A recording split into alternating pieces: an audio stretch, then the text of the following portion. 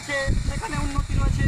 মানব সভ্যতার অগ্রগতির মূলে মানুষের শ্রম একটি উল্লেখযোগ্য কারণ, যে শ্রমের মাধ্যমে মানুষ তার সামগ্রিক জীবনের উন্নতি গতিময় করে থাকে। আদিমকাল থেকেই মানুষ নানাবিধি শ্রমের সাথে জড়িত ছিল, আজও এর ধারাবাহিকতা বজায় রয়েছে। পৃথিবীতে মানব সভ্যতার ইতিহাসে মানুষের শ্রম একটি উল্লেখযোগ্য কারণ, যে শ্রমের মাধ্যমে মানুষ তার সামগ্রিক জীবনের উন্নতি গতিময় করে থাকে। আমাদের প্রিয় নবী হযরত মুহাম্মদ সাল্লাল্লাহু আলাইহি ওয়াসাল্লাম তিনি নিজেই শ্রমজীবী মানুষের বিরল দৃষ্টান্ত। শ্রম বিষয়ে হাদিসে উল্লেখ রয়েছে যে আমার কাছে সেই ব্যক্তি সবচেয়ে প্রিয় যে তার হালাল উপার্জন দ্বারা নিজের জীবিকা নির্বাহ করে।